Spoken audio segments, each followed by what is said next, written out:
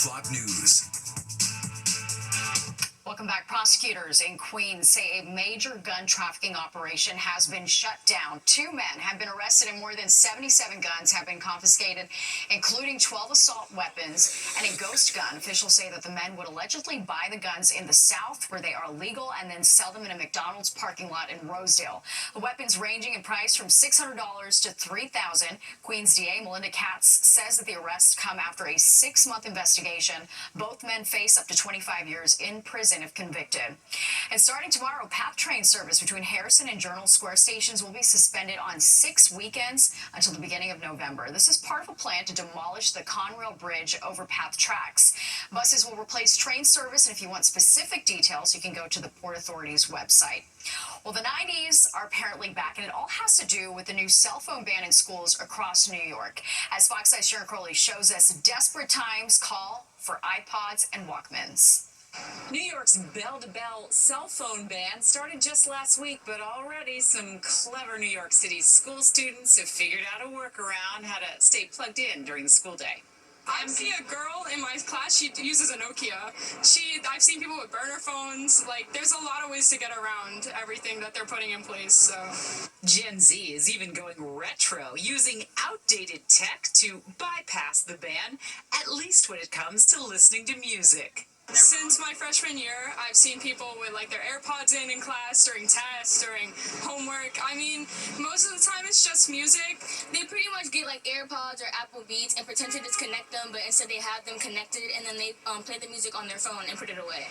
Vintage stores seeing a surge in sales of MP3 players, iPods, and even old-school cassette players. Students tell me some listen to music in class since texting or using a cell phone is no longer allowed.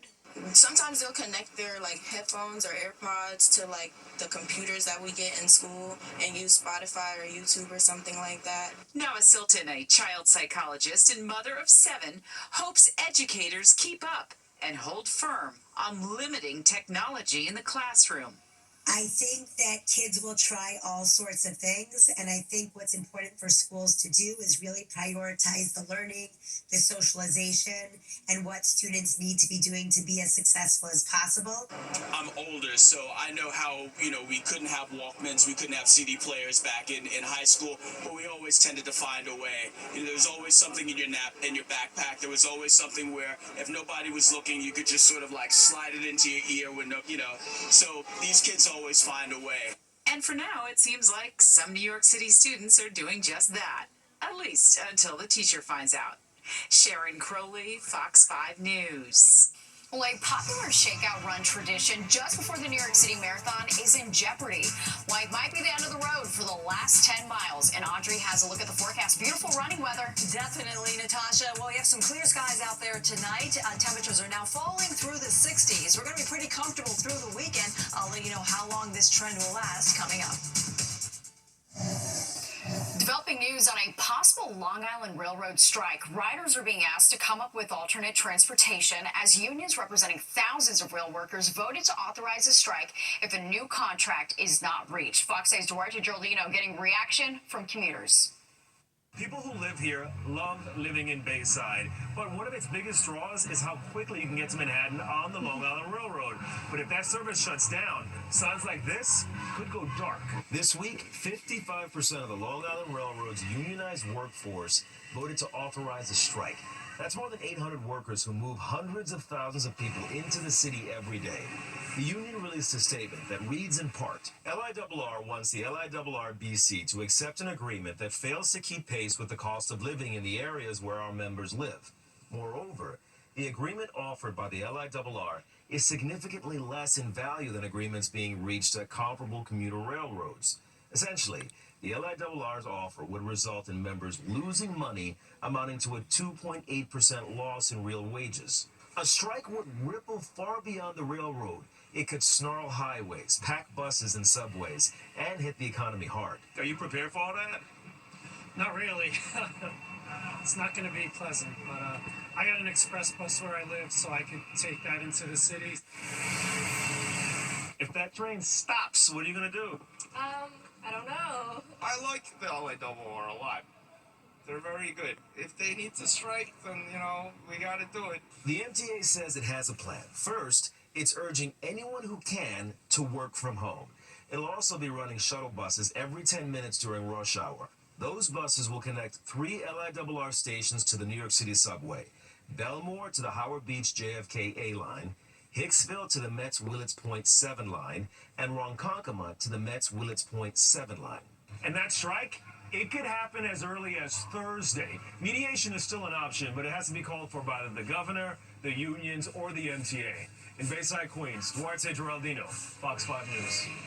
All right, time to get a check of the forecast, the all-important weekend forecast. Audrey joins us now. Audrey, how's it looking? They're looking pretty decent, Natasha. Today was a beautiful finish to the week. We had a high of 78 degrees, which is just on target for today's average high. This morning we started off with 63. The record high in the state, 94, but it's been as chilly as 46 degrees. That was back in 1917. Right now we're sitting at 68 in the park, at 64 for you out in Islip, 63 in East Hampton. We have 62 down the shore in Belmar, and we're finding some 50s off to the north here, like in Poughkeepsie, Monticello, and over towards Sussex, New Jersey. Now, our winds are light right now. They'll stay that way for the rest of the evening. Could get a little breezy, though, as we go into Sunday. Satellite and radar is showing that we're dry. We'll stay that way for the rest of tonight and most of tomorrow as well. There is a slight chance of an isolated shower, but that's mainly north of the city in places like the Hudson Valley. Overall, we're under the influence of high pressure here in the northeast. So that's going to keep us pretty dry and really storm-free for the next several days here. We are watching a couple of systems that are out towards our west. One's draped over South Florida. They've been plagued with a lot of rain over the last several weeks. But we're also watching for a cold front that's going to dive down out of Canada.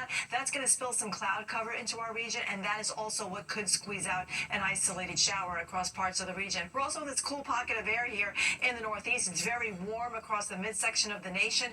Temperatures today were pretty decent, but it looks like we're going to stay slightly below average for the majority of the upcoming week here. So look at the future cast shows that we do have a couple of clouds in place. Overall, I think we'll call it partly cloudy as we go through the overnight. Tomorrow, we'll wake up with a mix of sun and clouds across the region. That will generally be the trend as we move along through the afternoon. Here we are at about 2 o'clock. We can see a couple of isolated showers, maybe a sprinkle or two popping up here across parts of the Hudson Valley. But other than that, have your outdoor plans in place because it's going to be relatively nice as we go through our Saturday. Same thing for Sunday. Here comes that front dropping down from Canada. It will still spill some cloud cover in across the region, but we'll see some peaks of sun from time to time. And then in the afternoon, once again, there'll be a chance of a scattered shower, but I think this will be highly more likely as we go into Sunday rather than tomorrow because the front will be draped right over the northern sections here of our viewing area. And then the front kind of drops to the south here. The showers kind of fizzle out by dinner time, and then it really clears the coast, allowing for a clearer and drier weather pattern as we go into the beginning of next week. Quick check of the tropics here. The National Hurricane Center is watching this cluster coming off the coast of Africa. This has a 40% chance of developing into a system as we go into the next week or so. If it does get a name, the next name on the list here for the Atlantic Basin is Gabrielle. 63 will be tonight's low in Central Park. We'll have 50s north and west with some light winds. Tomorrow, we're looking at a high of 79 degrees. A very nice day with a mix of sun and clouds. Watch out for an isolated shower north of the city. If you're planning to head to Citi Field tomorrow, beautiful day for baseball, a mix of sun and clouds. Temperatures will be in the 70s. Warm and breezy as we go into Sunday with a high of 81.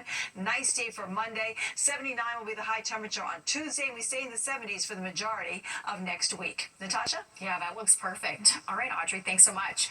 Well, the last 10 miles of the New York City Marathon are popular among runners for their shakeout run the weekend before the New York City Marathon. But this year, that 10-mile race might get canceled. The Parks Department says organizers don't have the proper permits. They say it raises safety concerns for runners and people in the park, but runners we talked to today say the event is just too important to get canceled. Important because when you get down to the wire there, like with the last 10 miles, that's when the endurance has to come out. And nothing's going to be like the race day, and so just trying to gradually build up, and then also since apparently these are very important last 10 miles, is getting the feel for what it's going to be like actually on race day. Yeah, you got to get familiar with all those hills in the last 10 miles. Well, the Parks Department says that they are willing to work with the marathon organizers to come up with ways to hold the event. The Yankees slugger, Aaron Judge, continues to make home run history. Judge reached 362 homers over the Green Monster in Fenway Park tonight, taking sole possession of fourth on the team's all-time home run list, passing Hall of Famer Joe DiMaggio. It was Judge's 47th homer of the season. Well, keep your eyes peeled. The Savannah Bananas set to take over Yankee Stadium this weekend. The Bronx is set to go bananas this weekend. The Savannah Bananas are coming to Yankee Stadium for a pair of sold-out games. The team's combination of baseball and showmanship has taken the nation by storm, selling out stadiums from coast to coast. Banana ball is played with a unique set of rules that include a 2-hour time limit. There's also a different scoring system where no hitter can step out of the batter's box, and if a fan catches a ball, it's an out. Despite the sellouts, many tickets are still available on the secondary market. Always a fun show.